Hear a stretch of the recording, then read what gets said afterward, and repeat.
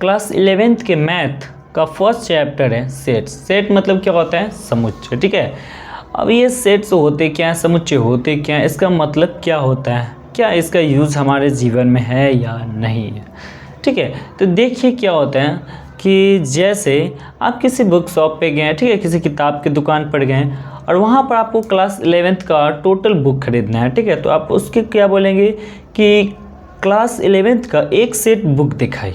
ठीक है, तो आपको वो क्या करेगा, जब आप एक सेट बुक की बात करते हैं तो इसमें आपका टोटल बुक आता है, physics, chemistry, biology, Hindi, English, जितने भी क्लास 11th के सब्जेक्ट होते हैं वो सभी। तो वो क्या करेगा, आपको वो क्लास 11th का ही आपको दिखाएगा, ना कि वो आपको 12th, 9th, 10th इन सब का दिखाएगा। ठीक है, यानी इस सेट कहने का मतलब होता है कि collection of well defined elements are called sets. ठीक है, मतलब कहने का मतलब है कि किसी सुपरिभाषित, ठीक है, सुपरिभाषित वस्तुओं को ही हम क्या कहते हैं, समुच्चय कहते हैं, सेट्स कहते हैं। ठीक है, यहाँ पर वेल डिफाइंड का मतलब होता है कि उन सभी एलिमेंट्स के बीच में क्या हो, एक कॉमन रिलेशन हो।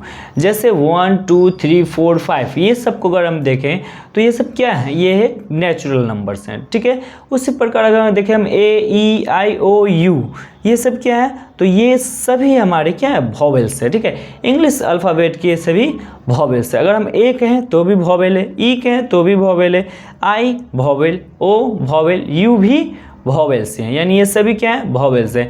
यानी सब के बीच एक कॉमन रिलेशन है, वो क्या है, वॉवेल्स। ठीक है, तो ये हमारे क्या थे, सेट।